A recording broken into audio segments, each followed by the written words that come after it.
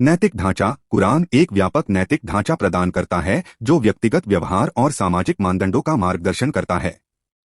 इसकी शिक्षाएं ईमानदारी, न्याय, करुणा, विनम्रता और जवाबदेही जैसे सिद्धांतों पर जोर देती हैं। मुसलमान कुरान के सिद्धांतों के आधार पर नैतिक अखंडता और सामाजिक जिम्मेदारी विकसित करने की कोशिश करते हुए इन गुणों को अपने दैनिक जीवन में अपनाने का प्रयास करते हैं। उपचार और मार्गदर्शन। कई मुसलमानों के लिए कुरान व्यक्तिगत या सामूहिक कठिनाई के समय आध्यात्मिक उपचार और मार्गदर्शन के स्रोत के रूप में कार्य करता है। इसके छंद सांत्वना, आशा और प्रोत्साहन के शब्द प्रस्तुत करते हैं जो विश्वासियों को ईश्वर की दया, क्षमा और विधान की याद दिलाते हैं।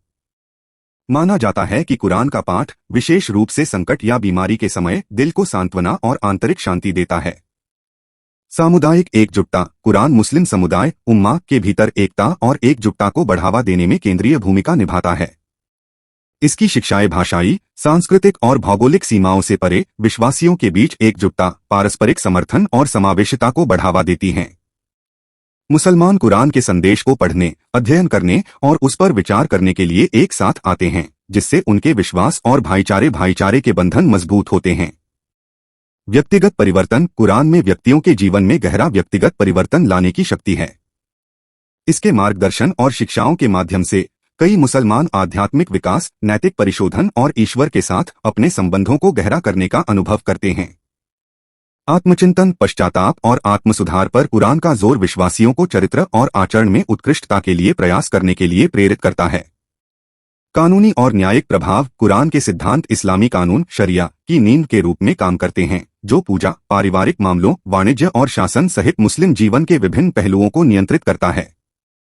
इस्लामी कानूनी विद्वान कुरान पाठ से कानूनी फैसले और न्यायशास्त्र फिक्ह प्राप्त करते हैं। इस्लामी कानून और नैतिक मूल्यों के व्यापक उद्देश्यों के प्रकाश में इसके छंदों की व्याख्या करते हैं। वैश्विक स्मरण और पाठ। कुरान शायद मानव इतिहास में सबसे व्यापक रूप से याद की जाने वाली और पढ़ी जाने वाली पुस्तक है। विविध भाषाई पृष्ठभूमि वाले लाखों मुसलमानों ने संपूर्ण कुरान को याद कर लिया है, जिसे हिफ्स के नाम से जाना जाता है। प्रार्थनाओं और धार्मिक समारोहों में कुरान की आयतों का दैनिक पाठ ईश्वरीय संदेश के साथ विश्वासियों के संबंध को मजबूत करता है और इसके मार्गदर्शन से जीने के प्रति उनकी प्रतिबद्धता को मजबूत करता है। ये अतिरिक्त बिंदु दुनिया भर में मुसलमानों के लिए नैतिक मार्गदर्शन, आध्यात्मिक पोषण, सांप्रदायिक एकजुटता और कानूनी अधिकार के स्रोत के रूप में कुरान के बहुमुखी महत्व को रेखांकित करते हैं। इसकी 1400 वर्ष से अधिक की आयु मानव सभ्यता पर इसकी स्थायी प्रासंगिकता और प्रभाव का प्रमाण है। निश्चित रूप से कुरान की उम्र और महत्व के संबंध में विचार करने के लिए यहाँ कुछ और पहलू दिए गए हैं। साहित्यिक प्रभाव। कुरान की अनूठी शैली और भाषाई सुंदरता का अरबी साहित्य और कविता पर गहरा प्रभाव पड़ा है। इसके ओजस्वी गद्य, लयबद्ध ताल और शक्तिशाली कल्पना ने सदियों से कवियों, लेखकों और कलाकारों को प्रेरित किया है। कई अरबी साहित्यिक कृतियों में कुरान के रूपांकनों, विषयों और भाषा को शामिल किया गया है, जो अरबी भाषी दुनिया में साहित्यिक अभिव्यक्ति पर कुरान के स्थायी प्रभाव को दर्शाता है। नैतिक और आध्यात्मिक पुनरुद्धार। पूरे इतिहास में कुरान ने मुस्लिम समुदाय के भीतर नैतिक और आध्यात्मिक पुनरुद्धार आंदोलनों के लिए उत्प्रेरक के रूप में कार्य किया है। आध्यात्मिक ठहराव या नैतिक पतन की अवधि के बाद अक्सर कुरान के अध्ययन, चिंतन और उसकी शिक्षाओं के पालन में रुचि फिर से बढ़ जाती है। कुरान के पुनरुद्धार आंदोलन प्रामाणिक इस्लामी मूल्यों, नैतिकता और प्रथाओं को पुनर्जीवित करने, विश्वासियों के बीच धर्मपरायणता और भक्ति की एक नई भावना को बढ़ावा देने का प्रयास करते हैं। सांस्कृतिक पहचान। कुरान इस्लामी सांस्कृतिक पहचान की आधारशिला है, जो दुनिया भर के मुस्लिम समाजों की मान्यताओं, मूल्यों, रीति रिवाजों और परंपराओं को आकार देता है। इसकी शिक्षाएं कला, वास्तुकला और साहित्य से लेकर अनुष्ठानों, त्योहारों और सामाजिक मानदंडों तक मुस्लिम जीवन के सभी पहलुओं में व्याप्त हैं।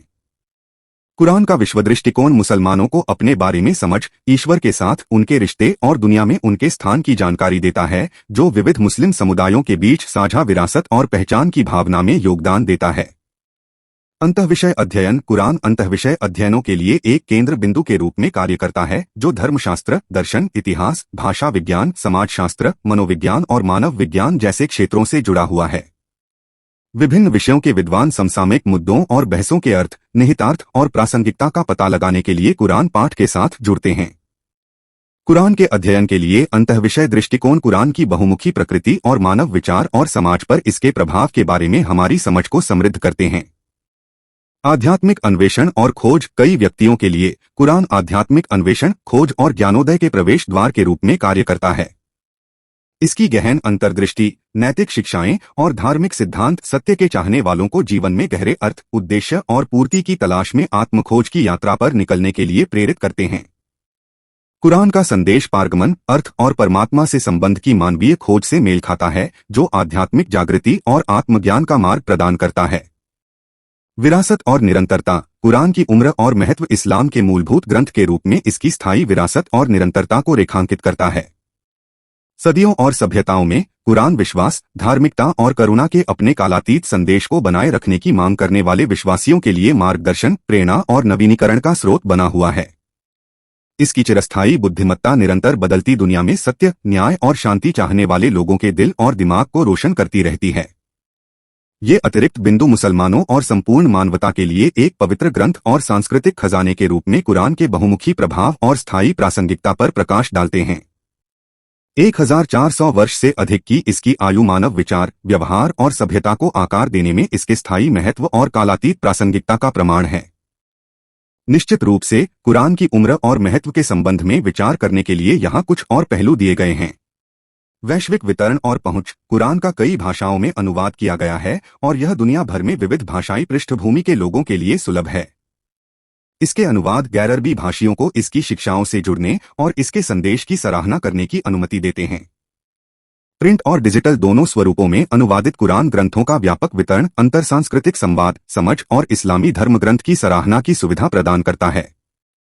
कुरानिक विज्ञान और अनुशासन। कुरान के अध्ययन में विभिन्न विशिष्ट विषयों को शामिल किया गया है, जिन्हें कुरानिक विज्ञान के रूप में जाना जाता है।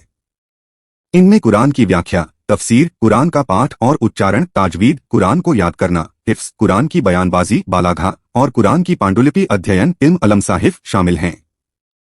विद्वान कुरान के भाषाई, ऐतिहासिक और धार्मिक आयामों की अपनी समझ को गहरा करने के लिए इन विषयों में गहराई से उतरते हैं। नैतिक चुनौतियां और मार्गदर्शन। कुरान आधुनिक दुनिया में व्यक्तियों और समाजों के सामने आने वाली समकालीन नैतिक चुनौतियों और दुविधाओं को संबोधित करता है। इसकी शिक्षाएं कालातीत सिद्धांत और नैतिक मार्गदर्शन प्रदान करती हैं, जो सामाजिक न्याय, पर्यावरणीय प्रबंधन, मानवाधिकार, लैंगिक समानता और अंतर्धार्मिक संबंधों जैसे मुद्दों पर लागू होती हैं। मुसलमान अपने व्यक्तिगत और सामुदायिक जीवन में जटिल नैतिक मुद्दों से निपटने के लिए नैतिक दिशा और मार्गदर्शन के लिए कुरान की ओर देखते हैं। धर्मग्रंथ संवाद और तुलनात्मक अध्ययन। कुरान अंतर्धार्मिक संवाद और धार्मिक ग्रंथों के तुलनात्मक अध्ययन के लिए केंद्र बिंदु के रूप में कार्य करता है। विद्वान और धर्मशास्त्री कुरान और अन्य धार्मिक ग्रंथों के बीच समानताओं और मतभेदों का पता लगाने के लिए बातचीत में संलग्न हैं, जिससे विभिन्न आस्था परंपराओं के अनुयायियों के बीच आपसी समझ और सम्मान को बढ़ावा मिलता है। तुलनात्मक अध्ययन साझा नैतिक मूल्यों और आध्यात्मिक अंतर्दृष्टि पर प्रकाश डालते हैं, जो विविध धार्मिक समुदायों को एकजुट करते हैं। कुरान की टिप्पणियों की विरासत। कुरान ने पूरे इस्लामी इतिहास में टिप्पणियों, तफसीर के एक विशाल संग्रह को प्रेरित किया है, जो विविध धार्मिक, न्यायशास्त्रीय और दार्शनिक परंपराओं के विद्वानों द्वारा लिखा गया है। ये टिप्पणियां इस्लाम के भीतर विविध बौद्धिक और आध्यात्मिक परंपराओं को दर्शाते हुए कुरान की आयतों के अर्थ, व्याख्या और अनुप्रयोगों में अंतर्दृष्टि प्रदान करती हैं। कुरान की टिप्पणियों की विरासत विद्वानों के प्रवचन को समृद्ध करती है और कुरान पाठ के बारे में हमारी समझ को गहरा करती है। ये अतिरिक्त बिंदु दुनिया भर में धार्मिक, बौद्धिक और सांस्कृतिक प्रवचन को आकार देने में कुरान के दूरगामी प्रभाव और चल रही प्रासंगिकता पर प्रकाश डालते हैं। 1400 वर्ष से अधिक की इसकी आयु मुसलमानों और संपूर्ण मानवता के लिए दैवीय मार्गदर्शन, ज्ञान और प्रेरणा के स्रोत के रूप में इसके स्थायी महत्व का प्रमाण है। यहूदियों और मुसलमानों के बीच मतभेद बहुआयामी हैं और धार्मिक, ऐतिहासिक, सांस्कृतिक और भूराजनीतिक कारकों में निहित हैं। जबकि दोनों समूह कुछ समानताएं साझा करते हैं, उनके पास अलग अलग मान्यताएं, प्रथाएं और अनुभव भी हैं जो उनकी पहचान और बातचीत को आकार देते हैं। यहाँ कुछ प्रमुख अंतर हैं। धार्मिक विश्वास। यहूदी धर्म का पालन करते हैं, एक एकेश्वरवादी धर्म जिसकी उत्पत्ति ईश्वर और कुलपिता इब्राहिम के बीच हुई वाचा से होती है। यहूदी धर्म में केंद्रीय मान्यताओं में ईश्वर की एकता, नैतिक आचरण का महत्व, तोरा, हिब्रू बाइबल की पवित्रता और ईश्वर और यहूदी लोगों के बीच एक वाचा संबंध के रूप में चुने जाने की अवधारणा शामिल है। मुसलमान इस्लाम का पालन करते हैं, एक और एकेश्वरवादी धर्म जो 7वीं शताब्दी ईस्वी में अरब प्रायद्वीप में उभरा। इस्लाम पैगंबर मुहम्मद की शिक्षाओं पर आधारित है जैसा कि इस्लाम के केंद्रीय धार्मिक पाठ कुरान और हदीस पैगंबर के कथनों और कार्यों में बताया गया है। पवित्र ग्रंथ यहूदी टोरा को अपना केंद्रीय धार्मिक पाठ मानते हैं, जिसमें हिब्रू बाइबल, उत्पत्ति, निर्गमन, लेविटस, संख्याएं, व्यवस्था विवरण की पहली 5 पुस्तकें शामिल हैं, जो अन्य बाइबल लेखन और रब्बी साहित्य द्वारा पूरक हैं। मुसलमान कुरान को ईश्वर का शाब्दिक शब्द मानते हैं, जो 23 वर्षों की अवधि में पैगंबर मुहम्मद को बताया गया था। कुरान के अलावा मुसलमान हदीस को भी धार्मिक मार्गदर्शन का स्रोत मानते हैं, जिसमें पैगंबर की बातें और कार्य शामिल हैं। धार्मिक प्रथाएं यहूदी विभिन्न प्रकार की धार्मिक प्रथाओं का पालन करते हैं, जिनमें सब्बात का पालन, आहार संबंधी कानून, कशरुत, प्रार्थना, खतना और छुट्टियों और जीवन चक्र की घटनाओं से जुड़े अनुष्ठान शामिल हैं। मुसलमान इस्लाम के 5 स्तंभों का पालन करते हैं, जिनमें विश्वास की घोषणा, शहादा, अनुष्ठान, प्रार्थना, सलात, रमजान के महीने के दौरान उपवास, साउम, भिक्षा, ज़कात और मक्का की तीर्थयात्रा, हज शामिल हैं। मुसलमान इस्लामी आहार संबंधी कानूनों, हलाल का भी पालन करते हैं और प्रार्थना, दुआ और भगवान की याद, धिक्कार जैसी अतिरिक्त धार्मिक प्रथाओं में संलग्न होते हैं। ऐतिहासिक अनुभव यहूदियों और मुसलमानों का सदियों से चला आ रहा सहअस्तित्व, सहयोग, संघर्ष और बातचीत का एक जटिल इतिहास है और इसमें दुनिया के विभिन्न क्षेत्र शामिल हैं। ऐतिहासिक रूप से मध्ययुगीन इस्लामी दुनिया में यहूदी मुस्लिम शासन के अधीन रहते थे, जिसे यहूदी मुस्लिम संबंधों के स्वर्ण युग के रूप में जाना जाता है, जिसके दौरान यहूदियों ने दर्शन, विज्ञान, चिकित्सा और साहित्य जैसे क्षेत्रों में इस्लामी सभ्यता में महत्वपूर्ण योगदान दिया। हालांकि यहूदियों और मुसलमानों के बीच तनाव, उत्पीड़न और संघर्ष के दौर भी आए हैं, जिनमें मुस्लिम बहुसंख्यक समाजों के भीतर यहूदी विरोधी दृष्टिकोण और नीतियों के उदाहरण भी शामिल हैं। मुसलमानों और युद्धों के बीच संबंधों के संबंध में पूरे इतिहास में मुस्लिम बहुल देशों और समुदायों के बीच विभिन्न संघर्ष हुए हैं। मुसलमानों से जुड़े कुछ महत्वपूर्ण युद्धों और संघर्षों में शामिल हैं। प्रारंभिक इस्लामी विजय। इस्लाम की प्रारंभिक शताब्दियों में मुस्लिम सेनाओं ने अरब प्रायद्वीप, उत्तरी अफ्रीका, मध्य पूर्व और यूरोप और एशिया के कुछ हिस्सों पर विजय प्राप्त की। इन विजयों ने इस्लामी खलीफाओं की नींव स्थापित की और इस्लाम को नए क्षेत्रों में फैलाया। धर्मयुद्ध मध्ययुगीन काल में यरूशलेम और अन्य पवित्र स्थलों को मुस्लिम नियंत्रण से पुनः प्राप्त करने के उद्देश्य से यूरोपीय ईसाइयों द्वारा शुरू किए गए धार्मिक युद्धों की एक श्रृंखला थी। धर्मयुद्ध के परिणामस्वरूप पवित्र भूमि और भूमध्य सागरीय क्षेत्र में मुस्लिम और ईसाई शक्तियों के बीच लंबे समय तक संघर्ष और बदलते गठबंधन हुए। ओटोमन साम्राज्य। अनातोलिया, आधुनिक तुर्की में केंद्रित ओटोमन साम्राज्य एक मुस्लिम बहुल साम्राज्य था जो दक्षिण पूर्व यूरोप, मध्य पूर्व और उत्तरी अफ्रीका तक फैला हुआ था। ओटोमन्स पड़ोसी साम्राज्यों और यूरोपीय शक्तियों के साथ कई युद्धों और संघर्षों में लगे रहे, जिनमें बीजांटिन साम्राज्य, सफाविद फारस और विभिन्न यूरोपीय राज्य शामिल थे। उपनिवेशवाद और साम्राज्यवाद। 18वीं और 19वीं शताब्दी में मुस्लिम बहुल क्षेत्र अक्सर यूरोपीय उपनिवेशवाद और साम्राज्यवाद का निशाना थे। ब्रिटेन, फ्रांस और स्पेन जैसी औपनिवेशिक शक्तियों ने अफ्रीका, मध्य पूर्व और एशिया में क्षेत्रों को नियंत्रित करने और उनका शोषण करने की कोशिश की, जिससे प्रतिरोध आंदोलनों और राष्ट्रवादी संघर्षों को बढ़ावा मिला। आधुनिक संघर्ष। 20वीं और 21वीं सदी में मुस्लिम बहुल देश युद्ध, गृहयुद्ध और क्षेत्रीय विवादों सहित विभिन्न संघर्षों में शामिल रहे हैं। इन संघर्षों के अक्सर जटिल कारण होते हैं, जिनमें राजनीतिक, जातीय, धार्मिक और आर्थिक कारक शामिल हैं। उदाहरणों में अरब इजरायल संघर्ष, ईरान इराक युद्ध, अफगानिस्तान युद्ध, सीरियाई गृहयुद्ध और चल रहे इजरायल फिलिस्तीनी संघर्ष शामिल हैं। यह ध्यान रखना महत्वपूर्ण है कि मुसलमानों और युद्धों के बीच संबंध बहुआयामी है और इसे सामान्यीकृत नहीं किया जा सकता है। जबकि कुछ संघर्ष धार्मिक या वैचारिक मतभेदों से प्रेरित हैं, अन्य भूराजनीतिक हितों, सत्ता संघर्ष और सामाजिक आर्थिक असमानताओं से प्रेरित हैं। इसके अतिरिक्त कई मुसलमान संघर्षों को सुलझाने और विभिन्न समुदायों के बीच आपसी समझ को बढ़ावा देने के साधन के रूप में शांति, सुलह और बातचीत की वकालत करते हैं। निश्चित रूप से यहाँ मुसलमानों और युद्धों के बीच संबंधों के संबंध में विचार करने के लिए कुछ अतिरिक्त पहलू हैं। औपनिवेशिक विरासत। 19वीं और 20वीं शताब्दी की शुरुआत में यूरोपीय शक्तियों द्वारा कई मुस्लिम बहुल क्षेत्रों के उपनिवेशीकरण का इन क्षेत्रों के सामाजिक राजनीतिक परिदृश्य पर महत्वपूर्ण प्रभाव पड़ा। औपनिवेशिक शक्तियों ने सैन्य विजय के माध्यम से अपना अधिकार थोपा, जिससे अक्सर सशस्त्र प्रतिरोध और संघर्ष हुए। अल्जीरिया, इंडोनेशिया और भारत जैसे देशों में स्वतंत्रता और आत्मनिर्णय के संघर्ष में औपनिवेशिक शासन के खिलाफ लंबे युद्ध शामिल थे।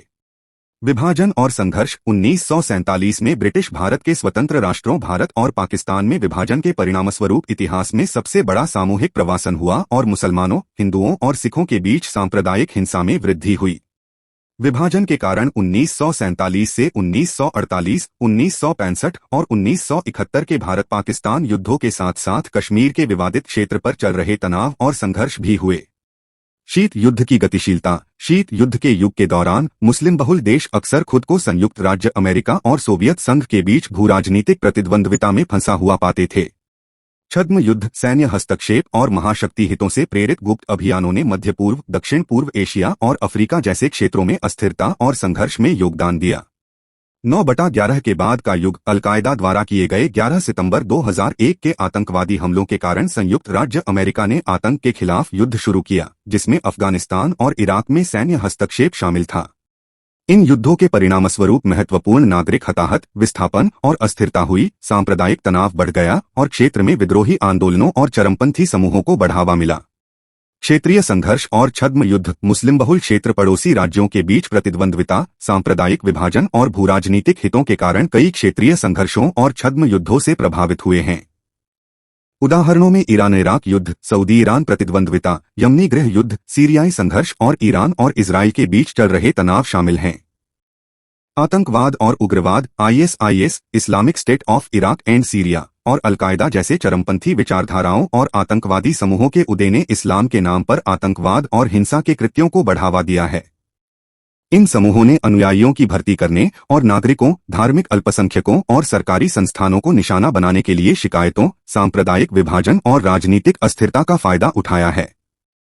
शांति और सुलह के प्रयास। मुस्लिम बहुल देशों में संघर्षों की व्यापकता के बावजूद विभिन्न स्तरों पर शांति, सुलह और संघर्ष समाधान के लिए प्रयास जारी हैं। क्षेत्रीय संगठनों, अंतर्राष्ट्रीय निकायों और नागरिक समाज के कलाकारों द्वारा संचालित राजनयिक पहल, शांति वार्ता और शांति स्थापना मिशनों का उद्देश्य संघर्षों के मूल कारणों को संबोधित करना और परस्पर विरोधी पक्षों के बीच बातचीत, सहयोग और आपसी समझ को बढ़ावा देना है। ये अतिरिक्त बिंदु ऐतिहासिक, भूराजनीतिक, वैचारिक और सामाजिक आर्थिक आयामों को शामिल करते हुए मुसलमानों और युद्धों के बीच संबंधों की जटिल और बहुआयामी प्रकृति को उजागर करते हैं। जबकि कई मुस्लिम बहुल क्षेत्रों के लिए संघर्षों के विनाशकारी परिणाम हुए हैं, इन क्षेत्रों में स्थायी शांति और सुरक्षा के निर्माण के लिए शांति, न्याय और सुलह के प्रयास आवश्यक हैं। यहूदियों और मुसलमानों के बीच संघर्ष सदियों से चला आ रहा है और इसमें दुनिया के विभिन्न क्षेत्रों में विभिन्न युद्ध, संघर्ष और तनाव की अवधि शामिल है। यहाँ कुछ महत्वपूर्ण युद्ध और संघर्ष हैं जो यहूदियों और मुसलमानों के बीच हुए हैं। अरब-इजरायल संघर्ष 1948। वर्तमान अरब-इजरायल संघर्ष, जिसे इजरायल फिलिस्तीनी संघर्ष के रूप में भी जाना जाता है, शायद यहूदियों और मुसलमानों के बीच सबसे प्रसिद्ध और लंबा संघर्ष है। इसकी शुरुआत 1948 में फिलिस्तीन के लिए संयुक्त राष्ट्र विभाजन योजना के बाद इजरायल राज्य की स्थापना के साथ हुई। मिस्र, जॉर्डन, सीरिया और इराक सहित अरब राज्यों ने योजना को खारिज कर दिया और इजरायल के निर्माण को रोकने के लिए सैन्य हस्तक्षेप शुरू किया। इसके कारण 1948 का अरब-इजरायल युद्ध हुआ, जिसे स्वतंत्रता संग्राम के रूप में भी जाना जाता है, जिसके परिणामस्वरूप सैकड़ों हजारों फिलिस्तीनियों का विस्थापन हुआ और एक स्वतंत्र राज्य के रूप में इजरायल की स्थापना हुई। 6 दिवसीय युद्ध 1967, योम किप्पुर युद्ध 1973 और लेबनान युद्ध 1982-2006 सहित बाद के संघर्षों ने इस क्षेत्र में यहूदियों और मुसलमानों के बीच तनाव को और बढ़ा दिया है। अरब विद्रोह 1936 से 1939। उदास माली ब्रिटिश औपनिवेशिक शासन और फिलिस्तीन में यहूदी आप्रवासन के जवाब में फिलिस्तीनी अरबों ने 1936 में ब्रिटिश अधिकारियों और यहूदी बस्तियों के खिलाफ विद्रोह शुरू किया। अरब विद्रोह, जिसे महान विद्रोह के रूप में भी जाना जाता है, में व्यापक हिंसा, तोड़फोड़ शामिल थी और ब्रिटिश सेनाओं और यहूदी समुदायों के खिलाफ गुरिल्ला युद्ध। विद्रोह को अंततः ब्रिटिश सैन्य हस्तक्षेप और राजनीतिक रियायतों द्वारा दबा दिया गया, लेकिन इसने फिलिस्तीन में यहूदियों और अरबों के बीच बढ़ती दुश्मनी और अविश्वास में योगदान दिया। धर्मयुद्ध 11वीं-13वीं शताब्दी धर्मयुद्ध यूरोपीय ईसाइयों द्वारा यरूशलेम सहित पवित्र भूमि को मुस्लिम नियंत्रण से वापस लेने के लिए शुरू किए गए धार्मिक युद्धों की एक श्रृंखला थी। धर्मयुद्ध ने यूरोपीय ईसाई सेनाओं को लेवांत में मुस्लिम शक्तियों के साथ संघर्ष में ला दिया, जिससे विजय, कब्जा और हिंसा का दौर शुरू हो गया। जबकि धर्मयुद्ध का प्राथमिक लक्ष्य मुस्लिम राज्य थे, इस क्षेत्र में यहूदियों को भी क्रूसेडर बलों द्वारा उत्पीड़न, नरसंहार और जबरन धर्मांतरण का सामना करना पड़ा। खलीफाओं के युद्ध 7वीं-11वीं शताब्दी 632 ईस्वी में पैगंबर मुहम्मद की मृत्यु के बाद मुस्लिम सेनाओं ने विजय की एक श्रृंखला शुरू की, जिसने अरब प्रायद्वीप, उत्तरी अफ्रीका, मध्य पूर्व में इस्लामी खिलाफत के क्षेत्र का विस्तार किया और यूरोप और एशिया के कुछ हिस्से। इन युद्धों ने मुस्लिम सेनाओं को बीजान्टिन और फारसी साम्राज्यों के साथ साथ विजित क्षेत्रों में रहने वाले यहूदी समुदायों के संपर्क में ला दिया। जबकि यहूदी आमतौर पर ईसाई शासन की तुलना में मुस्लिम शासन के तहत बेहतर प्रदर्शन करते थे, फिर भी उन्हें समय समय पर भेदभाव, कराधान और सामाजिक प्रतिबंधों का सामना करना पड़ता था। मध्य पूर्व में आधुनिक संघर्ष, अरब-इजरायल संघर्ष के अलावा आधुनिक मध्य पूर्व में मुस्लिम बहुल देशों और इजराइल से जुड़े अन्य युद्ध और संघर्ष भी हुए हैं। इनमें 6 दिवसीय युद्ध 1967, योम किप्पुर युद्ध 1973, लेबनान युद्ध 1982, 2006 और गाजा और वेस्ट बैंक में इजरायलियों और फिलिस्तीनियों के बीच हिंसा और अशांति के विभिन्न प्रकरण शामिल हैं। ये पूरे इतिहास में यहूदियों और मुसलमानों के बीच हुए युद्धों और संघर्षों के कुछ उदाहरण हैं। इन संघर्षों की जटिल और बहुआयामी प्रकृति गहरे बैठे धार्मिक, राजनीतिक और क्षेत्रीय विवादों को दर्शाती है, जो दुनिया के विभिन्न हिस्सों में यहूदियों और मुसलमानों के बीच संबंधों को आकार देते रहते हैं। निश्चित रूप से यहाँ यहूदियों और मुसलमानों के बीच कुछ और युद्ध और संघर्ष हैं। खैबर की लड़ाई 628 ईपू, यह पैगंबर मुहम्मद के नेतृत्व वाली मुस्लिम सेनाओं और वर्तमान सऊदी अरब में स्थित खैबर के नखलिस्तान में रहने वाले यहूदी जनजातियों के बीच लड़ाई की एक श्रृंखला थी। यह संघर्ष मुस्लिम समुदाय और खैबर के यहूदी निवासियों के बीच तनाव के कारण उत्पन्न हुआ, जिन्हें मुस्लिम हितों के लिए संभावित खतरा माना गया था। अंततः मुसलमानों की जीत हुई, जिसके परिणामस्वरूप यहूदी जनजातियों ने आत्मसमर्पण कर दिया और क्षेत्र पर मुस्लिम नियंत्रण स्थापित हो गया। क्रूसेडर काल 11वीं-13वीं शताब्दी। क्रूसेडर काल के दौरान यूरोपीय ईसाई सेनाओं ने लेवंत में कई क्रूसेडर राज्यों की स्थापना की, जिनमें यरूशलेम साम्राज्य, त्रिपोली काउंटी और एंटियोक की रियासत शामिल थी।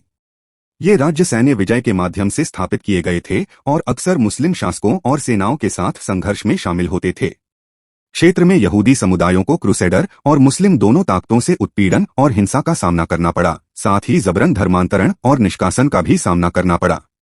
ओटोमन युद्ध 15वीं-17वीं शताब्दी। पूर्वी यूरोप और बाल्कन में ओटोमन साम्राज्य के विस्तार ने इसे विभिन्न यूरोपीय शक्तियों के साथ संघर्ष में ला दिया, जिनमें महत्वपूर्ण यहूदी आबादी वाले लोग भी शामिल थे। ईसाई राज्यों और साम्राज्यों जैसे बीजान्टिन साम्राज्य, हंगरी और वेनिस के खिलाफ ओटोमन युद्धों में अक्सर मुस्लिम शासकों के साथ गठबंधन और ईसाई क्षेत्रों के खिलाफ सैन्य अभियान शामिल होते थे। ओटोमन साम्राज्य में यहूदी समुदायों को आमतौर पर कुछ हद तक स्वायत्तता और सुरक्षा प्राप्त थी, लेकिन वे कभी कभी इन संघर्षों की गोलीबारी में फंस जाते थे। इजरायल अरब युद्ध 20वीं सदी। उदास इस्माइली अरब इजरायल संघर्ष के अलावा इजरायल और पड़ोसी अरब राज्यों के बीच कई युद्ध हुए हैं, जिनमें से कई में मुस्लिम आबादी महत्वपूर्ण है। इनमें स्वतंत्रता संग्राम 1948 से 1949, स्वेज संकट 1956, 6 दिवसीय युद्ध 1967, शरण युद्ध 1967 से 1970 और योम किप्पुर युद्ध 1973 शामिल हैं। इन संघर्षों के परिणामस्वरूप क्षेत्रीय विवाद, जनसंख्या विस्थापन और क्षेत्र में यहूदियों और मुसलमानों के बीच चल रहे तनाव पैदा हुए हैं। इजरायल फिलिस्तीनी संघर्ष 20वीं सदी। वर्तमान इजरायल फिलिस्तीनी संघर्ष भूमि, संसाधनों और राष्ट्रीय पहचान को लेकर इजरायल और फिलिस्तीनियों के बीच एक लंबा विवाद है। इसमें यहूदी मुस्लिम संबंधों पर महत्वपूर्ण प्रभाव के साथ कई युद्ध, विद्रोह और शांति पहल शामिल हैं। इस संघर्ष के कारण दोनों पक्षों में हिंसा, आतंकवाद और मानवाधिकारों का हनन हुआ है, जिससे यहूदी और मुस्लिम समुदायों के बीच गहरी दुश्मनी और शिकायतें बढ़ी हैं। ये अतिरिक्त उदाहरण धार्मिक, राजनीतिक और क्षेत्रीय कारकों द्वारा आकार दिए गए यहूदियों और मुसलमानों के बीच संघर्ष के लंबे और जटिल इतिहास को दर्शाते हैं। हालांकि सहअस्तित्व और सहयोग के दौर रहे हैं, प्रतिस्पर्धी हितों और ऐतिहासिक शिकायतों के कारण अक्सर तनाव और संघर्ष पैदा हुए हैं। समसामयिक संदर्भों में संवाद, मेलमिलाप और शांति निर्माण के प्रयासों को बढ़ावा देने के लिए इन ऐतिहासिक गतिशीलता को समझना आवश्यक है। निश्चित रूप से यह पूरे इतिहास में यहूदियों और मुसलमानों के बीच युद्धों और संघर्षों का अवलोकन समाप्त करता है। हालांकि ये संघर्ष दोनों समुदायों के बीच संबंधों को आकार देने में महत्वपूर्ण रहे हैं, लेकिन यह पहचानना महत्वपूर्ण है कि सहअस्तित्व, सहयोग और आपसी सम्मान के भी दौर रहे हैं। यहूदियों और मुसलमानों दोनों की समृद्ध सांस्कृतिक, धार्मिक और ऐतिहासिक परंपराएं हैं, जो सदियों से विविध तरीकों से एक दूसरे से जुड़ी और प्रभावित हुई हैं। आज संघर्ष से प्रभावित विशिष्ट क्षेत्रों और वैश्विक स्तर पर यहूदियों और मुसलमानों के बीच संवाद, समझ और मेलमिलाप को बढ़ावा देने के प्रयास जारी हैं। अंतरधार्मिक पहल, शांति निर्माण के प्रयास और संवाद मंच विभाजन को पाटने, आपसी सम्मान को बढ़ावा देने और तनाव और संघर्ष के मूल कारणों को संबोधित करने का प्रयास करते हैं। इतिहास की जटिलताओं को स्वीकार करके और रचनात्मक बातचीत और सहयोग में संलग्न होकर यहूदी और मुसलमान शांति, न्याय और आपसी समझ से चिह्नित भविष्य के निर्माण की दिशा में काम कर सकते हैं। सहानुभूति, करुणा और साझा मूल्यों के प्रति प्रतिबद्धता के माध्यम से ही मिलमिलाप और सहअस्तित्व की दिशा में सार्थक प्रगति हासिल की जा सकती है।